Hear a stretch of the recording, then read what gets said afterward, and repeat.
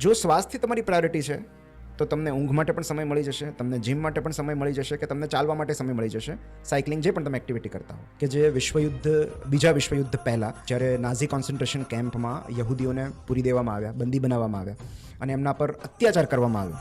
Wenn ja, dann tritt für mich ein, so wie ich für dich eingetreten bin. સોશિયોલોજીના professor Morrie Schwartz જે એક ગંભીર બીમારીથી પીડાતા હોય છે, ત્યારે એમને જાણ થાય છે કે આ તો ટૂંક સમયમાં જ મૃત્યુ પામશે. હું જેમ જેમ વધારે વાંચતો જાઉં છું, કદાચ આમાં ઉમેરાતા જશે, પણ આ તો 5 વાંચવા જ જોઈએ એવું મને લાગે છે. અને ખાસ કરીને પહેલાં 2 તો ખરા જ. ડિવોર્સનું મુખ્ય કારણ લગ્ન છે, જેમાં જે રોબર્સ આવ્યા, લૂંટેરાઓ આવ્યા અને બંદૂકની અણી પર એમણે બેંક લૂંટી. અને જ્યારે પોલીસ આવી જે હોસ્ટેજીસને છોડાવવા માટે, ત્યારે એ હોસ્ટેજીસે લૂંટેરાઓનો પક્ષ લીધો.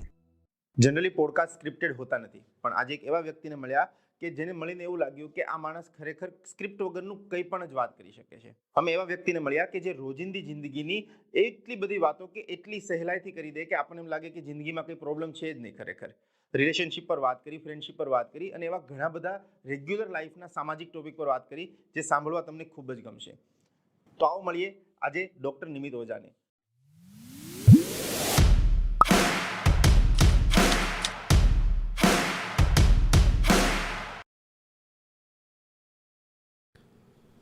આપણે ગુજરાતીમાં ને એક કહાવત છે કે જેટલા તમારા મન ચોખ્ખું હોય ને જેટલા તમારા વિચાર ચોખ્ખા હોય, અને જેટલા તમારા વિચાર ચોખ્ખા હોય ને એટલી જ તમારી ભાષામાં શુદ્ધતા આવે, એટલી જ તમારી ભાષા ફ્લુએન્ટ બને. શાયદ મારી એટલી બધી ભાષા ચોખ્ખી નથી, એનો મતલબ મારા વિચારો એટલા ચોખ્ખા નહીં હોય, પણ અમે જ્યારે પણ તમારી રીલ જોઈએ તો એકદમ ફ્લુએન્સી દેખાય, આમ દિલથી દિલ આપણે કનેક્ટ કરી શકીએ. આજે આપણી સાથે છે સ્ટુડિયોની અંદર. હવે મારે તમને શું કહેવું એ ખબર નથી પડતી. રીઝન તમે રાઇટર છો, તમે કોલમિનિસ્ટ છો, તમે ડૉક્ટર છો, કયા જોબમાં તમને પ્રિસ્ક્રાઇબ કરવા એ મને ખ્યાલ નથી આવતો, બટ આજે અમારા સ્ટુડિયોમાં તમે આવ્યા છો. કેવું લાગે છે સ્ટુડિયોમાં આવીને? તમે મને મિત્ર કહી શકો. મિત્ર કહી શકો. એની કરતાં બેટર હું તમને એમ કહું કે તમે એક એવા ડેઇલી યુઝના ડૉક્ટર છો, ડેઇલી ડોઝ એવી ટેબ્લેટ છો કે અમને જે પ્રોબ્લેમ હોય ને એ પ્રોબ્લેમને તમે ડિરેક્ટલી કનેક્ટ કરીને ડિરેક્ટલી એનું સોલ્યુશન આપી દો છો. એટલે રોજિંદી જીવનના અમારી એક જડીબુટ્ટી તમે. Thank you so much. પણ એ વાતનો આનંદ છે કે મિત્ર કહો કે મદદગાર કહો કે માર્ગદર્શક કહો, પણ મારા જે પુસ્તક વાંચન છે, મારા જે અનુભવો છે, અથવા મારો જે દૃષ્ટિકોણ છે, જે રીતે હું જીવનને જોઉં છું એ રીતે હું રજૂ કરું છું. તો મારા એ દૃષ્ટિકોણથી અન્યના જીવનમાં સ્પષ્ટતા આવે છે. એ વાતનો મને આનંદ છે કે એ રીતે પણ હું લોકોના જીવનમાં થોડી મૂલ્ય વૃદ્ધિ કરી શકું છું. તો અનાયાસે માત્ર તમારા શબ્દોથી, તમારા વિચારોથી, તમારા અભિગમથી તમે જો લોકોના જીવનમાં નાનો એવો બદલાવ લાવી શકો તો ચોક્કસ એ વાતનો સંતોષ હોય, આનંદ હોય, ગર્વ હોય. તો હું મારી જાતને બહુ ભાગ્યશાળી ગણું છું કે ભાષા તો ઘણા બધા પાસે હશે, પણ મારી પાસે જે છે એનાથી હું અન્યને મદદ કરી શકું છું. એ ભાષાથી, એ શબ્દોથી હું એક લોકોના જીવનમાં એક નાનો એવું ચેન્જ, ટ્રાન્સફોર્મેશન જો હું લાવી શકું તો મને એવું લાગે છે કે જે કંઈ મેં વાંચ્યું છે, જે કંઈ મેં લખ્યું છે, જે કંઈ પુસ્તકો મેં પ્રકાશિત કર્યા છે, એ બધું અલ્ટિમેટલી એ મથામણ સાર્થક છે. એક 9 to 5 જોબ કરવાવાળો માણસ હોય કે પોતે બિઝનેસ કરવાવાળો માણસ હોય, જ્યારે સિંગલ પ્રોફેશનમાં કામ કરતો હોય ત્યારે એને એમ લાગે કે આટલું બધું હું કરું છું, હવે મારી પાસે ટાઈમ નહીં. એક સિંગલ એક્સક્યુઝ આવતા હોય. તમે 14-15 આઈ થિંક બુક લખી નાખી, કેટલી કોલમ લખો છો, સાથે સાથે ડૉક્ટરની પ્રેક્ટિસ પણ કરો છો, બરાબર. આ બધાની વચ્ચે જે આ એક્સક્યુઝ આવે છે કે મારી પાસે ટાઈમ નથી, ફક્ત મારા ખ્યાલથી 4 કે 5 કે 6 જ વર્ષની અંદર તમે 15 બુક લખી નાખી છે. વર્ષની 2-3ની એવરેજ આવે છે, બરાબર. સાથે તમે ડૉક્ટરની પ્રેક્ટિસ પણ કરો, એટલે બહુ હેડીકોળું સ્કેડ્યુલ હોય મારા ખ્યાલથી કે ગમે ત્યારે ફોન આવી જાય, અને સાથે કોલમ પણ ડેઇલી બેઝ ઉપર તમે પ્રકાશિત કરો એટલે આપવી પણ પડે. તો આ ડેઇલી લાઈફની અંદર જે સ્કેડ્યુલ તમારું પ્રોપરલી બનાવો છો કે લોકો કહે છે ને મારી પાસે ટાઈમ નથી, આ કઈ રીતે આખું તમે પ્લાન કરો છો? એનો પહેલો જવાબ હું એવો આપીશ કે હું એક એવા શહેરમાં છું જ્યાં ટ્રાફિકની સમસ્યા નથી. સો ભાવનગર એક એવું શહેર છે કે જ્યાં એક છેડેથી બીજા છેડે પહોંચતા વધુમાં વધુ 10 થી 15 મિનિટનો સમય થાય છે, અને મારા ઘરથી મારી હોસ્પિટલ માત્ર 7 મિનિટના અંતરે છે. તો મારો ઘણો બધો સમય ટ્રાફિક ની સમસ્યાઓના નથી એટલે બચી જાય છે. તો કદાચ હું મુંબઈ, અમદાવાદ કે સુરતમાં રહેતો હોત તો કદાચ હું આવું ન કરી શક્યો હોત. તો એક આ જવાબ છે. બીજો એક જવાબ જે થોડો વધારે સેન્સિબલ છે અને જે વધારે લોકો સુધી પહોંચે એવું હું ઈચ્છું છું, એ છે કે કોઈ પણ કામ કરવા માટે ટાઈમ મેનેજમેન્ટ કરતાં એનર્જી મેનેજમેન્ટની વધારે જરૂર હોય છે. કે બેઝિકલી કોઈ પણ કામ જે તમે કરવા માગતા હો એમાં દિવસની અમુક મિનિટો ફાળવવી એ પૂરતું હોય છે. જેમ કે તમે વજન ઉતારવા માગો છો, જીમમાં જવા માગો છો, બોડી બનાવવા માગો છો, તો રોજની 20 થી 30 મિનિટ પર્યાપ્ત છે. તમે કોઈ પુસ્તક લખવા માગો છો, કોઈ પુસ્તક વાંચવા માગો છો, તો રોજની 20 થી 30 મિનિટ પર્યાપ્ત છે. અને એ 20 થી 30 મિનિટનો સમય કઈ રીતે શોધવો, ક્યાંથી કાઢવો, બસ આપણું કામ એટલું જ હોય છે. તો it is not about time, it is about priority. જ્યારે તમે એમ કહો છો કે મને ફલાણા માટે સમય નથી, તો એનો મતલબ એમ છે કે એ મારી પ્રાયોરિટી નથી. So it is not about time, it is about priority. તમને કેમ જમવાનો સમય મળી જાય છે, તમને કેમ ઇન્સ્ટા માટેનો સમય મળી જાય છે, તમને કેમ OTT માટેનો સમય મળી જાય છે, તમને કેમ ટેલિવિઝન માટેનો સમય મળી જાય છે? કારણ કે એ તમારી પ્રાયોરિટી છે, રાઈટ? સો જો સ્વાસ્થ્ય તમારી પ્રાયોરિટી છે તો તમને ઊંઘ માટે પણ સમય મળી જશે, તમને જીમ માટે પણ સમય મળી જશે, કે તમને ચાલવા માટે સમય મળી જશે, સાયકલિંગ, જે પણ તમે એક્ટિવિટી કરતા હો. જો બૌદ્ધિક ઉત્તેજના તમારી જરૂરિયાત છે, મેન્ટલ સ્ટિમ્યુલેશન, તો તમને વાંચન માટે સમય મળી જશે. જો ઇમોશનલ એક્સક્રેશન તમારી જરૂરિયાત છે તો લેખન માટે સમય મળી જશે. જો તમને સંગીતનો તમે જીવ છો, તમને મ્યુઝિક આકર્ષે છે, તો તમને સુંદર મજાના ગીતો સાંભળવાનો કે કમ્પોઝ કરવાનો કે ગાવાનો સમય મળી જશે. સો it is all about your priority. ક્યારેક આપણે આપણી પ્રાથમિકતાઓને એટલું મહત્ત્વ નથી આપતા. તો આપણે ક્યારેક એ ભૂલી જઈએ છીએ કે કામ એ આપણા જીવનનો એક નાનકડો એવો હિસ્સો છે. એ આપણું સમગ્ર જીવન કવર નથી કરતું કામ. તો એ માટે આ બધી જે પ્રવૃત્તિઓ છે એ માટે પ્રાથમિકતા સેટ કરવી બહુ જરૂરી છે. અને આપણે દરેક જીવનમાં ઇટ ઇઝ ઓલ અબાઉટ, આપણું આખું જીવન એક બેલેન્સિંગ એક્ટ છે. ઇટ ઇઝ ઓલ અબાઉટ, આપણે કોન્સ્ટન્ટલી કંઈક ને કંઈક બેલેન્સ કરતા હોઈએ છીએ. સો આપણે આપણા દિવસને કઈ રીતે બેલેન્સ કરીએ છીએ એના ઉપર જ આઈ થિંક આપણું બધાનો આધાર રહેલો હોય છે. So I would say time management કરતાં બી એનર્જી મેનેજમેન્ટ, કે મેં તમને હમણાં જ થોડા સમય પહેલાં મેં કહ્યું કે હું કઈ રીતે મારું સોશિયલ મીડિયા હેન્ડલ કરું છું, કે મારું સ્ક્રીન સાથેનું રિલેશન કેવું છે, કે 3 વાગ્યા સુધી અમે બિલકુલ એકબીજાના સંપર્કમાં નથી આવતા. અને મારા મોટાભાગના જે એક અંગ્રેજીમાં કહેવત છે, eat the frog in the morning. તો eat the frog in the morning મતલબ કે તમારો સૌથી જરૂરી કામો તમે સવારમાં પૂરા કરો. જે સૌથી મહત્વનું કામ છે એ સૌથી પહેલાં કરો. જ્યારે તમારામાં એનર્જી પણ છે, એનર્જી પણ છે, ઉત્સાહ પણ છે, અને દરેક સવાર એક સકારાત્મકતા લઈને આવે છે. તો જગતની નકારાત્મકતા તમારા સુધી પહોંચે through social media, through messages, through mails. કારણ કે આ કેવું છે કે સતત જગત તમારું એટેન્શન ક્યાંક ને ક્યાંક ખેંચતું રહેશે, કે આ મહત્વનું છે, આ મહત્વનું છે, આ મહત્વનું છે. એ બધાથી પીછો છોડાવીને તમારે સતત તમારી જાતને એ યાદ કરાવવાનું છે કે એ મહત્વનું નથી, મારા માટે આ મહત્વનું છે. તો સૌથી મોટી ચેલેન્જ એ છે કે આપણા માટે શું મહત્વનું છે એ સ્પષ્ટતા કરવી, પ્રાયોરિટીને ફિલ્ટર આઉટ કરવી, એ પ્રાયોરિટી નક્કી કરવી. તો ઘણા સમયથી મને એવું રિયલાઇઝ થયું છે કે મારા માટે આ ઇમોશનલ એક્સપ્રેશન બહુ જરૂરી છે, વિરેચન, મારી ભાવનાઓનું, મારી લાગણીઓનું, અને એ માટે મારે લખવું જરૂરી છે. અથવા જો હું લખીશ તો હું બોલીશ, તો મારા માટે એ અભિવ્યક્તિ બહુ જરૂરી છે. તો એ અભિવ્યક્તિ માટે હું સમય કાઢી લઉં છું, કારણ કે મને એ અભિવ્યક્તિ મને પૂર્ણ કરે છે. જો હું અભિવ્યક્ત નથી થતો તો મને ક્યાંક અપૂર્ણતા લાગે છે, અંદરથી સંકોચાય. જી, મને એવું લાગે છે કે કંઈક ખૂટે છે, કંઈક અભાવ મને સતાવે છે. તો એ અભિવ્યક્તિ જે છે મારા માટે ઓક્સિજન છે. તો એ અભિવ્યક્તિ માટે હું સમય કાઢી લઉં છું.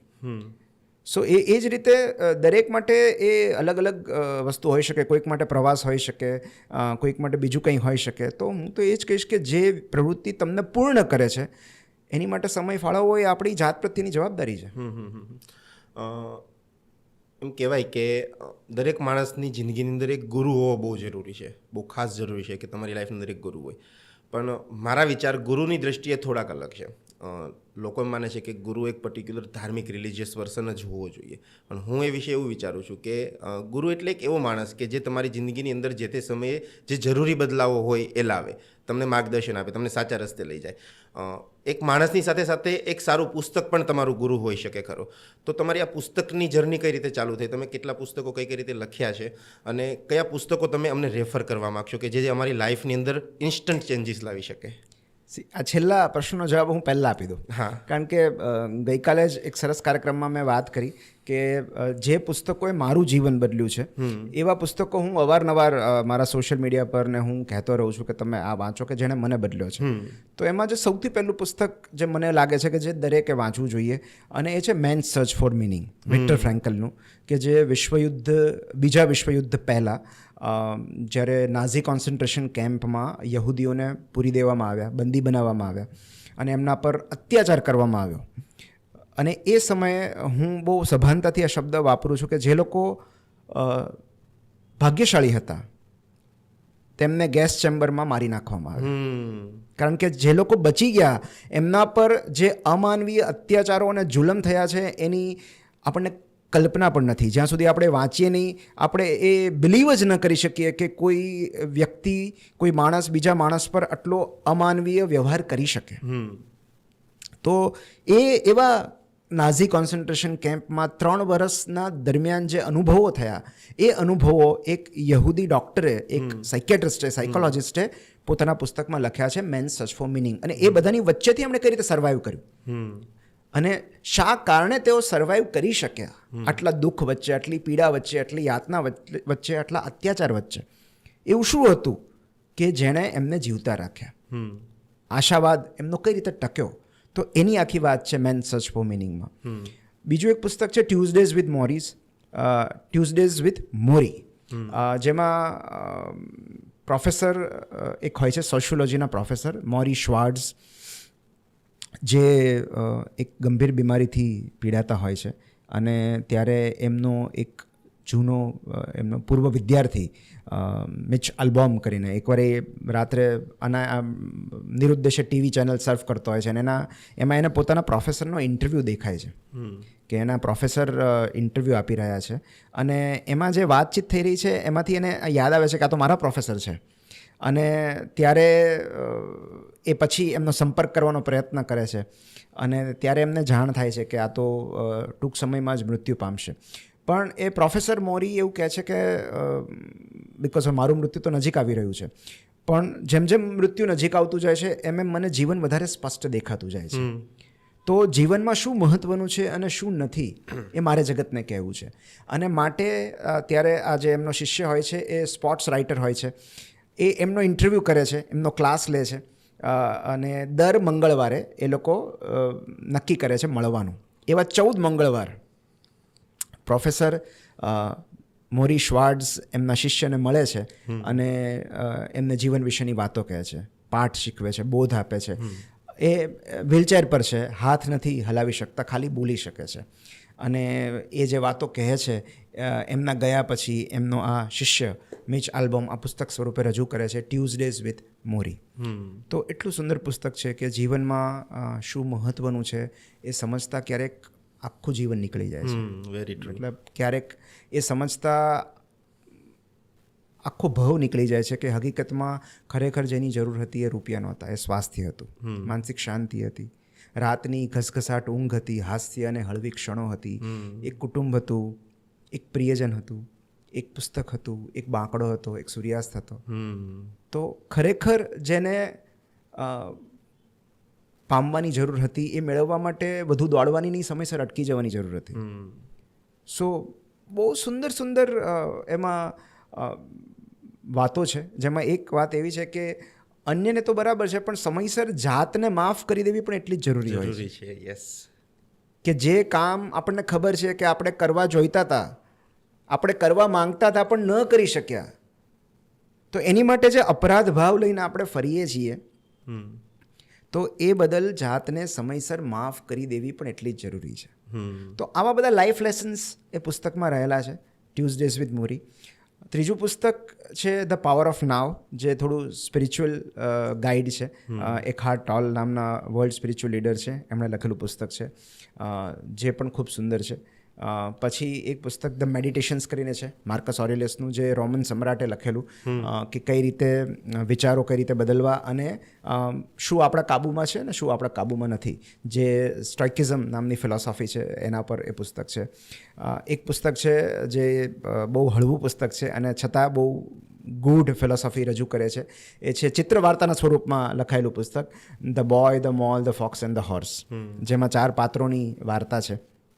એક ઘોડો હોય છે, એક છછુંદર હોય છે, એક નાનું બાળક હોય છે અને એક શિયાળ હોય છે. તો એ ચિત્ર વાર્તાના સ્વરૂપમાં છે, એટલે પિક્ચર હોય અને નીચે એના સંક્ષિપ્ત ડાયલોગ હોય. તો બહુ જ 12 વર્ષના બાળકને પણ એટલું જ એ રિલેવન્ટ લાગે અને 62 વર્ષના વડીલ પણ વાંચે તો એમને પણ એમાંથી કંઈક નવું મળે. એટલું સરસ પુસ્તક છે, જે વ્યાપક રીડરશિપ ધરાવે છે. તો આવા કેટલાક પુસ્તકો, જે આ ઉપરાંત પણ ધ કમ્ફર્ટ બુક કરીને છે. તો એવા ઘણા બધા પુસ્તકો છે અને આ કાંઈ ફાઇનલ લિસ્ટ છે એવું નથી. હું જેમ જેમ વધારે વાંચતો જાઉં છું કદાચ આમાં ઉમેરાતા જશે, પણ આ તો 5 વાંચવા જ જોઈએ એવું મને લાગે છે. અને ખાસ કરીને પહેલાં 2 તો ખરા જ, મેન્સ સર્ચ ફોર મિનિંગ અને ટ્યુઝડેઝ વિથ મોરી તો દરેકે વાંચવું જોઈએ. તમે ડૉક્ટર છો એટલે તમે આ કદાચ ફીલ કર્યું હશે, અને હું એક નોર્મલ માણસ છું એટલે મેં પણ આ ફીલ કર્યું છે.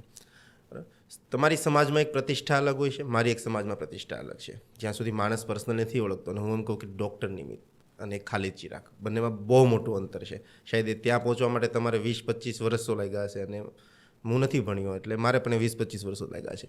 પણ જ્યારે આ જર્ની આપણે એચીવ કરતા હોઈએ છીએ, કે જ્યારે આપણે સમાજમાં પ્રતિષ્ઠા એક ડિગ્રી થ્રુ લેતા હોઈએ છીએ, કે હું ડૉક્ટર છું, હું લોયર છું, હું પોલીસ છું, ઓટોમેટિક મોટામાંથી સર સાહેબ નીકળી જાય. ન બોલવું હોય તો પણ રિસ્પેક્ટ આવી જાય. અને કદાચ મારી પાસે પણ એટલું જ નોલેજ હશે પણ મારી એટલી રિસ્પેક્ટ નહીં થાય. રીઝન સિમ્પલ છે, મારી પાસે એવી ડિગ્રી નથી. આવી સિચ્યુએશનમાં હું તમને 2 વસ્તુ પૂછીશ કે ભણતર અને ગણતર એ બંને વચ્ચે ડિફરન્સ કેટલો અને બંનેનું મહત્ત્વ કેટલું? સી, બેઝિકલી આ જે સર આવે છે ને એ જ્ઞાનને કારણે આવે છે, પદવીને કારણે આવે છે.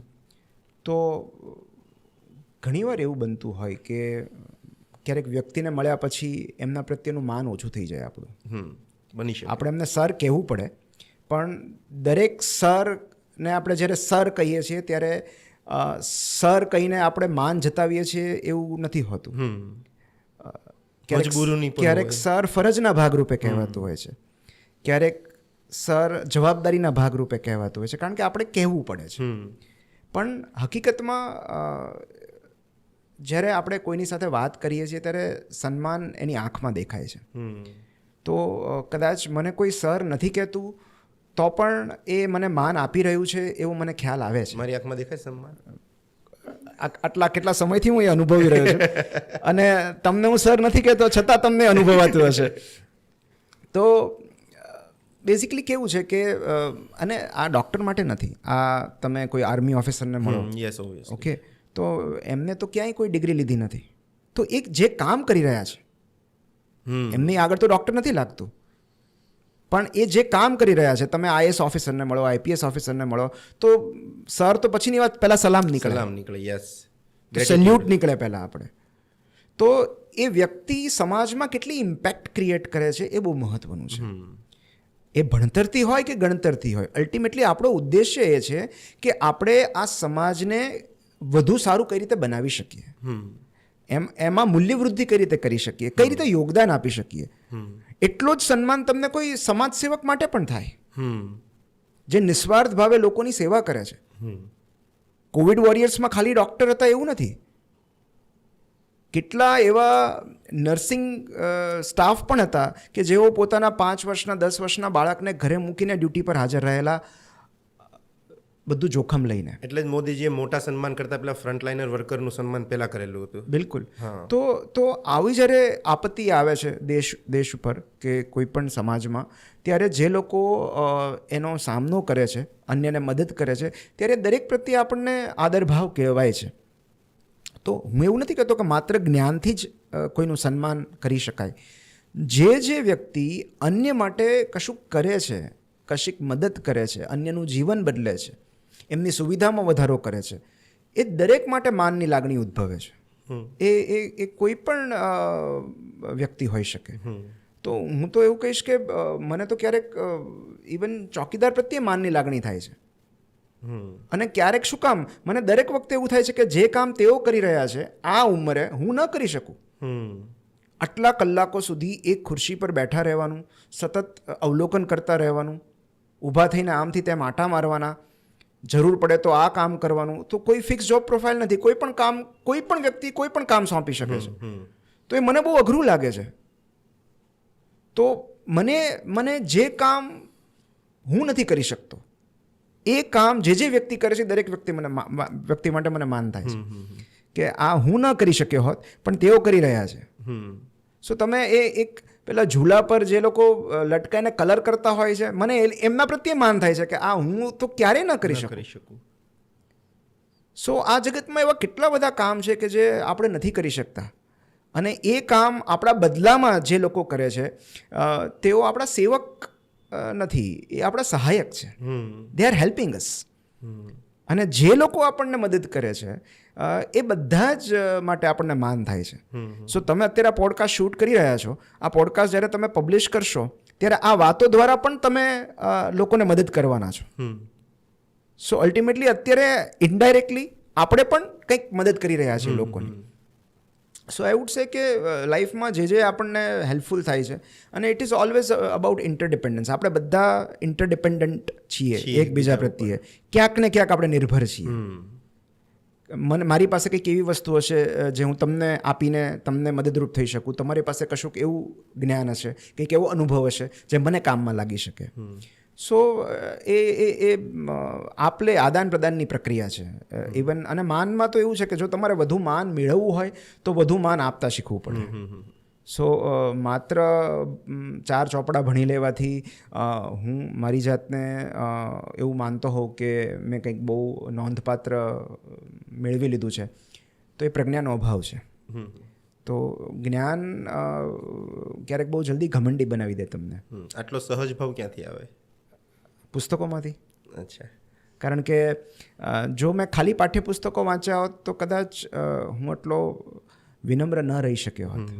તો વિનમ્રતા વિઝડમમાંથી આવે છે, પ્રજ્ઞામાંથી આવે છે, લોકોની તકલીફો સાંભળીને આવે છે, સાહિત્યમાંથી આવે છે.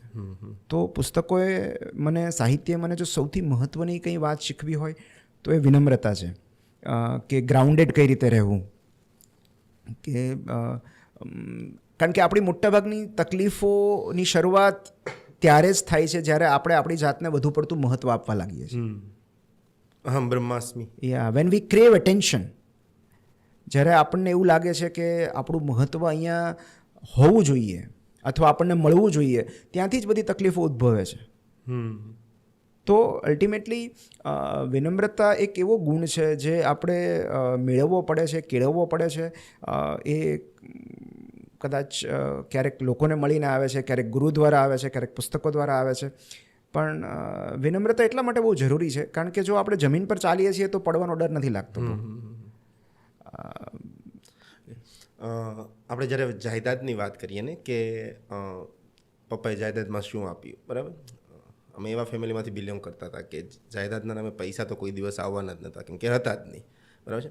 પણ એની કરતાં પણ વધુ મૂલ્યવાળી વસ્તુ જે અમને મળી, મને, મારા ભાઈને, મારા ફેમિલીમાં, જે છે સંસ્કારો. એ સંસ્કારોની લર્નિંગમાં એક વસ્તુ બહુ ક્લિયર મને ખબર પડી ગઈ કે પોતાના સન્માન માટે હરેક વખતે પોતાનો સ્ટેન્ડ લેવો બહુ ક્લિયર હોય છે. અહીંયા હું તમારી સાથે 2 ટોપિક ઉપર વાત કરવા માગીશ, એક સમાજ અને એક સત્ય. જ્યારે આપણે જે સમાજમાં રહીએ છીએ એ સમાજની અંદર જે હું લર્નિંગ શીખ્યો છું ત્યાં મને એક વસ્તુ બહુ ક્લિયર ખબર પડી કે જ્યારે આપણો વાંક છે, બરાબર છે, ત્યારે ભિખારી સામે પણ ઝૂકી જવું બહુ જરૂરી છે. પણ જ્યારે આપણો પણ વાંક નથી, બરાબર છે, સામેવાળાનો જ વાંક છે, ત્યારે પોતાની જાત માટે સ્ટેન્ડ લેવું. એ ભલે પછી રાવડી હોય કે દાદાગીરીનો દીકરો હોય કે કોઈ પણ હોઈ શકે, કદાચ ગમે તે લેવલનો માણસ હોય, પણ પોતાની જાત માટે ઊભું રહેવું ખૂબ જ જરૂરી હોય છે. તો આ સિચ્યુએશનમાં આપણે રોંગ કરતા જઈએ છીએ. જ્યારે કોઈ નાનો માણસ છે ત્યારે આપણે એમને દબાવવા માગીએ છીએ, જ્યારે કોઈ મોટો માણસ છે અને ખબર છે એનો વાંક છે તો પણ આપણે ત્યાં ઘૂસતા જઈએ છીએ, કેમ કે આપણને પોતાનો સ્વાર્થ દેખાય છે. તો સ્વાર્થ અને સમાજ આ બંનેની વચ્ચે એક સત્ય નામનો શબ્દ આવે છે. હું તમારી જેટલી પણ રીલ જોઉં છું એની અંદર સામાજિક વાતો વધુ હોય છે કે જે સમાજની વેલ્યુ વધુ ક્રિએટ કરે છે. તો જ્યારે આપણે સમાજ ઉપર જવું હોય ત્યારે સમાજના ઓલવેઝ બે ચહેરાઓ હોય છે, એક દેખાતો અને એક ના દેખાતો. દેખાતો ચહેરો કદાચ 5% જ યુઝ થાય છે અને 95 ટાઈમ ન દેખાતો ચહેરો યુઝ થાય છે. તો આને પ્રોપરલી ડિફાઇન કરવું હોય કે સમાજ એટલે શું, કે પહેલાં ટૂંકા શબ્દોમાં સમજવું હોય કે સમાજ એક પ્રોપર શું કહી શકાય. હું તો એવું કહીશ કે મારી આસપાસ નજીકના વર્તુળમાં જેટલા લોકો છે મારો સમાજ એટલો જ છે. મારી સોસાયટી એટલી છે. બરાબર. તો મારા સમાજમાં કોણ આવે? મારા સમાજમાં મારું ફેમિલી આવે, મારી દીકરી, મારી વાઈફ, મારા મમ્મી પપ્પા, મારા સસરા અને મારા નજીકના કુટુંબીજનો, મારા સ્ટાફ, મારા હોસ્પિટલ સ્ટાફ મેમ્બર્સ આવે, થોડા ઘણા મિત્રો આવે. આ મારો સમાજ છે. પણ સમાજને લોકોએ જાતિવાદના નામે વેચી દીધો છે. આમાં કેવું છે કે પ્રજ્ઞાનો અભાવ જ્યારે હોય ત્યારે વર્ગીકરણ થતું રહે છે અને વર્ગીકરણ કરવાના દરેકના એજન્ડા અલગ હોય છે. રાઈટ. સો ડિવિઝન તો આજકાલનું નથી, ડિવિઝન તો વર્ષોથી ચાલતું આવે છે. પણ આપણે એમાંથી કઈ રીતે બાકાત રહી શકીએ એ ડિવિઝનમાંથી? મારું કામ એક વ્યક્તિ તરીકે એટલું જ છે કે મારી વાતોથી કે મારા શબ્દોથી હું લોકોને કેટલો મદદરૂપ થઈ શકું. ઓકે. સો મને એવું નથી લાગતું કે આમાં ડિવિઝનની બાબતમાં કે જાતિવાદમાં આપણે કોઈએ એટલા ઊંડા ઉતરવું જોઈએ.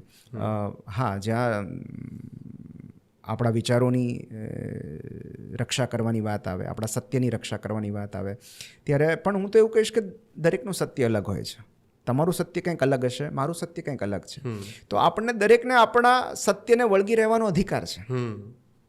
તમારા સત્યને તમે, કારણ કે તમે કોઈનું સત્ય બદલી નથી શકવાના, તમે કોઈની માન્યતા બદલી નથી શકવાના અને આપણે કોઈને બદલી નથી શકતા. આપણે આપણા વિનમ્ર પ્રયાસ કરી શકીએ છીએ આપણા અનુભવ દ્વારા, આપણી સમજણ દ્વારા. અને એ જો રિસેપ્ટિવ મોડમાં હોય એ વ્યક્તિ, કારણ કે જીવ આ પૃથ્વી પર માત્ર બે જ કારણથી આવે છે, કાં તો બદલાવા માટે, કાં તો બદલાવ લાવવા માટે. So ultimately it is evolution journey of a spiritual being. તો ક્યારેક આપણે એવા મેચ્યોરેશન એરેસ્ટના ફેઝમાં હોઈએ છીએ કે એ જ તબક્કામાં આખું જીવન નીકળી જાય છે. ફાઇન, આવશે બીજા કોઈ અવતારમાં પાછો વારો આવશે આપણો. સો અલ્ટિમેટલી જ્યાં સુધી ઇવોલ્યુશન પૂરું નથી થતું ત્યાં સુધી આપણે એ ચક્રમાંથી પસાર થયા કરવું પડે છે. સો આપણે કોઈનું સત્ય બદલી નથી શકતા. તો માટે મને એવું લાગે છે કે આપણે અન્ય કોઈનું સત્ય બદલવાની કોશિશ પણ ન કરવી જોઈએ. માણસને જીવવા માટે સંબંધો કેટલા જરૂરી? બિલકુલ જરૂરી છે. મતલબ આપણે વી આર સોશિયલ બીંગ્સ, આપણે સામાજિક પ્રાણીઓ છીએ અને સંબંધો ઇનફેક્ટ વર્ષોથી ચાલતા એક અભ્યાસનું તારણ હમણાં આવ્યું છે કે મનુષ્યને સૌથી વધારે સુખી શું કરે છે? તો એમાં છે અર્થસભર સંબંધો, મિનિંગફુલ રિલેશનશિપ્સ. તો કોઈ એક મિનિંગફુલ રિલેશનશિપ પણ પર્યાપ્ત છે જીવનમાં અર્થ ઉમેરવા માટે, સુખ આપવા માટે. સો એનું કારણ એ છે કે આપણે ઘણું બધું અનુભવતા હોઈએ છીએ, ઘણી બધી અનુભૂતિઓમાંથી પસાર થતા હોઈએ છીએ અને એ અનુભૂતિઓ કોઈકની સાથે શેર કરવી બહુ જરૂરી હોય છે. એ વાતો, એ ભય, એ અસલામતી, એ ચિંતા, તો આ બધું શેર કરવા માટે, બિકોઝ આપણે ઇમોશનલ બિંગ છીએ અને ઇમોશનલ બિંગ ત્યારે સૌથી વધારે સિક્યોર હોય છે જ્યારે બીજા કોઈ વ્યક્તિની સાથે હોય છે. અને માટે સંબંધો જરૂરી છે. આજથી કેટલા વર્ષો પહેલાં જ્યારે આપણે સિવિલાઇઝેશનની શરૂઆત પણ નહોતી થઈ ત્યારે આપણે ટોળામાં રહેતા, કારણ કે ટોળામાં આપણે વધારે સલામત મહેસૂસ કરતા, આપણે સર્વાઈવ થઈ શકતા હતા. ધીરે ધીરે સિવિલાઇઝેશન શરૂ થયું, ટાઉન્સ થયા, હવે આપણે સોસાયટીમાં રહીએ છીએ, બંગલોઝમાં રહીએ છીએ. તો ધીરે ધીરે આપણે આઇસોલેટ થતા ગયા. પણ તેમ છતાં આપણે એટલા આઇસોલેટ તો ન જ થઈ શકીએ કે આપણું એક જ જણનું અસ્તિત્વ હોય. We need some loved ones around us, કે જેમની સાથે આપણે આ સુંદર જીવન શેર કરી શકીએ. કારણ કે જીવન ક્યારેય કોપી પેસ્ટ નથી થતું, એ તો શેર જ કરવું પડે છે. સો અર્થસભર સંબંધો બહુ જરૂરી છે જીવનમાં. અને એનું ઊંડાણ વધારે, એટલું લાઈફમાં સમૃદ્ધિ વધારે. આજકાલની આ ફાસ્ટ જનરેશન ને જેનજી જનરેશન કેવું થયું છે કે લોકો એકજૂઠ નથી રહી શકતા, એટલે કે ફેમિલીમાં નથી રહેતા, બધાને સેપરેટ રહેવું છે, મમ્મી પપ્પાને દૂર રાખે છે, પોતે દૂર રહે છે. અને મને એનું એક રીઝન એવું લાગે છે કે જ્યારે લોકો દૂર રહે છે, પોતાના બાળકોનો જ્યારે ઉછેર કરવાનો હોય છે, હું તો સ્ટ્રોંગલી બિલીવ કરું છું કે તમારી 3-4 પેઢીઓ જ્યારે રહેતી હોય એ બાળકનો ઉછેર ને તમે બે સેપરેટ રહેતા હોય એ બાળકના ઉછેરમાં બહુ આડાકાડાનો ફરક હોય છે, બરાબર. પણ જ્યારે સિંગલ પેરેન્ટ્સ જ્યારે હોય છે, મમ્મી પપ્પા બે જ રહેતા હોય છે, પપ્પા જનરલી કમાવા જતા હોય છે અને મમ્મી ઘરે રહેતી હોય છે, જ્યારે બાળક એકલું હોય, મમ્મી કામ કરતી હોય, ત્યારે બાળકને શાંત રાખવા માટે કે એક જગ્યાએ બેસાડી રાખવા માટે ફોન હાથમાં આપી દે છે. હું તો સ્ટ્રોંગલી ઓપોઝ કરું છું અને સ્ટ્રોંગલી આ પ્લેટફોર્મથી પણ કહું છું કે હું તો એમ કહું છું કે નાના બાળકોને ફોન આપવો એનો મતલબ એમ છે કે તમે એનું બાળપણ છીનવી રહ્યા છો અને અમને તમે સમય પહેલાં મેચ્યોર કરી રહ્યા છો. જે ધૂળમાં રમવાનો સમય હતો કે રમકડાથી રમવાનો, એ સમયની અંદર તમે એમને ખોટું જ્ઞાન, વધારે પડતું જ્ઞાન આપી રહ્યા છો. એટલે હું તો સ્ટ્રોંગલી અપોઝ કરું છું. ઇન ટર્મ્સ ઓફ એજ્યુકેશનમાં વાત નથી કરતો, ઇન ટર્મ્સ ઓફ એન્ટરટેનમેન્ટમાં વાત કરું છું કે વધુ મેચ્યોર કરો છો, કે એવી વસ્તુઓ કે જે એમને લાગતી પણ નથી વળગતી, એવી વસ્તુ એ જોવે છે. સમય પહેલાં જુવાન થઈ જાય છે, એને ન બનવાના બનાવો પણ સમય જતાં બને છે ખરા. તો જ્યારે આપણે સિંગલ પેરેન્ટ્સની વાત કરતા હોઈએ તો બાળકનો ઉછેર પ્રોપર રીતે કઈ રીતે થવો જોઈએ કે બાળકને તમે સંસ્કારોની સાથે નવી ટેકનોલોજી સાથે પણ જોડી રાખી શકો ખરા? એક સૌથી મોટી વક્રતા એ છે કે આપણે ત્યાં પેરેન્ટ બનવા માટે કોઈ પેરેન્ટલ લાઇસન્સની જરૂર નથી પડતી. ડ્રાઇવિંગ કરવા માટે લાઇસન્સની જરૂર પડે છે, પણ પેરેન્ટ્સ બનવા માટે કોઈ લાયકાતની જરૂર નથી પડતી. જ્યારે જરૂરી વધુ કામ એ છે. તો આનો સૌથી સરળ ઉપાય મને એ લાગે છે કે પેરેન્ટ્સ બનતા પહેલાં આપણે પોતે શિક્ષિત થવું જરૂરી છે. બાળ ઉછેર પ્રત્યે સભાન થવું વધારે જરૂરી છે. તો બાળ ઉછેરને લગતી સમજ, બાળ માનસને લગતી સમજ જ્યાં સુધી આપણામાં નહીં આવે ત્યાં સુધી બાળકોને કઈ રીતે ઉછેરવા એ આપણને નહીં સમજાય. કારણ કે આજે પણ સમાજમાં એવો વર્ગ છે જે એવું માને છે કે મારા બાળકને કઈ રીતે ઉછેરવું એ હું નક્કી કરીશ, એ કોઈ મને સલાહ નહીં આપે. બરાબર? મારા બાળકને કઈ રીતે ઉછેરવાનું મારે નક્કી કરવાનું છે, કોઈ શાની મને સલાહ આપે. તો જે પેરેન્ટ આવું વિચારે છે એ પોતાના બાળકને પ્રોપર્ટી સમજે છે. એવું માને છે કે હું મારા બાળકનો માલિક છું. હું કઈ એમ જ થશે, મારે ઈચ્છા થાય તો હું હાથ ઉપાડું, મારે એને પનિશ કરવું હોય તો પનિશ કરું, રિવોર્ડ આપવું તો રિવોર્ડ આપું. So this is not how a society should function, or rather બાળ ઉછેર આ રીતે ના થવો જોઈએ. તો કારણ કે આમાં સૌથી વધારે જે ચાઇલ્ડહુડ ટ્રોમા જે થાય છે એ આ પ્રકારની માનસિકતાને કારણે જ થાય છે. બાળ ઉછેર પ્રત્યે જે અવેરનેસ નથી, જે જાગૃતિ નથી, એના કારણે. કારણ કે આપણને ખબર નથી બાળકો સાથે કઈ રીતે વાત કરવી જોઈએ, કઈ ભાષામાં વાત કરવી જોઈએ, કેટલી ધીરજ રાખવી પડે. તો હું તો જ્યાં જાઉં છું પેરેન્ટિંગના વર્કશોપમાં, હું એમ જ કહું છું કે મા બાપ બનતા પહેલાં ઓર જ્યારે આ પ્રક્રિયા ચાલુ છે, કારણ કે આપણને કોઈને અનુભવ નથી હોતો, ત્યારે પુસ્તકો વાંચવા બહુ જરૂરી છે. કે જે લોકો કેળવણીકારો થઈ ગયા છે, ગીજુભાઈ બધેકા, તો એવા કેટલા અસંખ્ય લોકો છે જેમણે બાળ માનસશાસ્ત્રનો અભ્યાસ કર્યા પછી પુસ્તકો લખ્યા છે, કે જેમણે અનેક બાળકોના જીવનમાં સકારાત્મક પરિવર્તન આણ્યું છે. તો એમની વાત આપણે નહીં સાંભળીએ તો કોની વાત સાંભળશું? જેમણે એક તંદુરસ્ત પેઢી આપી છે. તો એ સાહિત્યકારો, એ કેળવણીકારો, એમના પુસ્તકો વાંચીને આપણને ખ્યાલ આવે છે કે બાળ માનસશાસ્ત્ર કઈ રીતે કામ કરે છે, બાળકો કઈ રીતે વિચારે છે, એમની સાથે કામ પાડવું હોય તો કઈ રીતે પાડી શકાય. કારણ કે કેટલા બધા એવા વિકલ્પો છે જે આપણી જાણમાં જ નથી, જે આપણને ખબર જ નથી. તો એક બહુ સરસ કહેવત છે કે it takes a village to raise a child. એક બાળકના ઉછેર માટે એક ગામ જેટલા લોકોની જરૂર પડે છે. એ ખાલી મા બાપનું કામ નથી. દાદાઈ જોઈએ, દાદી જોઈએ, ફઈ, ફુવા, માસા, માસી, પડોશીઓ બધા જોવે. અને જ્યારે આટલા બધા લોકો એક બાળકનો ઉછેર કરે ને ત્યારે એક તંદુરસ્ત બાળક ઉછરી શકે, મોટું થઈ શકે. કારણ કે બાળકને અનેક અલગ અલગ જાતના પ્રેમની જરૂર હોય છે. દાદાનો પ્રેમ અલગ ફ્લેવરનો હોય, દાદીનો અલગ ફ્લેવરનો હોય. મમ્મી પપ્પા ચોકલેટ્સ માટે ના પાડે પણ દાદા સંતાઈને ચોકલેટ્સ આપી દે. તો આ બધી આ બધા રંગો જરૂરી છે બાળક માટે. અને દરેક ઘરમાં એક વડીલ કે એક સભ્ય એવું હોવું જોઈએ કે જ્યાં બાળક સંતાઈ જવા માટે જઈ શકે, જેની પાછળ સંતાઈ શકે. મમ્મી ખીજાય તો એ ફરિયાદ કરવા જઈ શકે કે તમે મમ્મીને વઢો, મમ્મી મને વઢ્યા છે. તો આ આજે બિકોઝ આ કેવું છે, આ શોક એબ્ઝોર્બર જેવા કેટલાક સભ્યો હોય છે, દાદા હોય, દાદી હોય, ફઈ હોય, કે જે બાળકને ખબર છે કે આ તો મને નહીં જ વઢે, આ તો મારો પક્ષ લેશે જ. સાચું ખોટું પછી નહીં. હા, આ તો મારો પક્ષ લેશે જ. અને બાળકને એ સૌથી વધારે વ્યક્તિ ગમે છે કે જે એને એમ કે ના ના એણે નહીં જ કર્યું હોય, જેને બ્લાઇન્ડલી સપોર્ટ કરે. અને બાળકને એવી વ્યક્તિઓ પ્રત્યે સૌથી વધારે માન હોય છે. અને જ્યારે આપણે બાળકને કોઈ વાત માટે મનાવવાનું હોય ત્યારે આપણે એમને જ હાથ જોડવા પડે છે કે તમે કહેશો ને તો એ માનશે. તો એ કેમ બાળક એની વાત માને છે?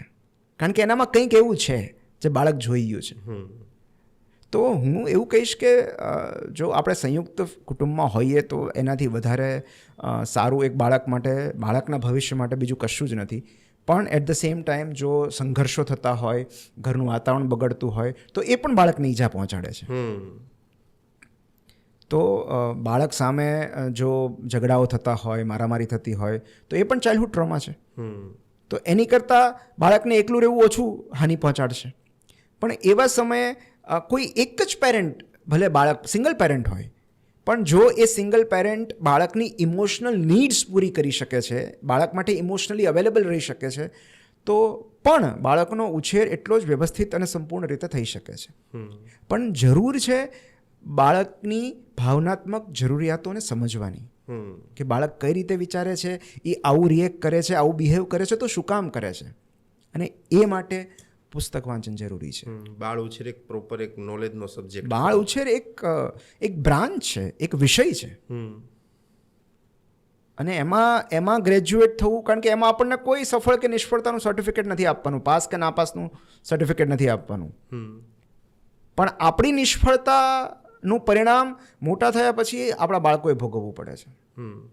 જ્યારે એને રિયલાઇઝ થશે કે આ ચાઇલ્ડહુડ ટ્રોમા છે, ત્યારે જગત આપણને માર્ક્સ આપે કે ના આપે, આપણું બાળક જાણતું હોય છે કે મારા બાળપણના કારણે અત્યારે હું આ તકલીફ ભોગવી રહ્યો છું. અને તમે કીધું એમ એક તંદુરસ્ત બાળક એક પરિવારને સુનિશ્ચિત કરે કે પરિવાર તમારું સારું રહેશે. એ સારો પરિવાર એક સમાજને કરે, અને એક સારો સમાજ જ દેશ બનાવતો હોય છે. એટલે દરેક ઘરેથી એક તંદુરસ્ત બાળક નીકળવું બહુ જરૂરી છે. વોટ્સઅપ યુનિવર્સિટીમાં ને આપણે આજકાલ જોઈએ ન કરવું આજુબાજુ કે મોબાઈલના કારણે આ થઈ ગયું, છોકરામાં આ થઈ ગયું. વોટ્સઅપ યુનિવર્સિટી તો 90% ફેક જ ન્યૂઝ ફેલાવે છે. કેમ કે રિયલ સત્ય કોઈની પાસે પહોંચતું જ નથી, અને કોઈની પાસે સમય પણ નથી સાચું જાણવા માટેનો.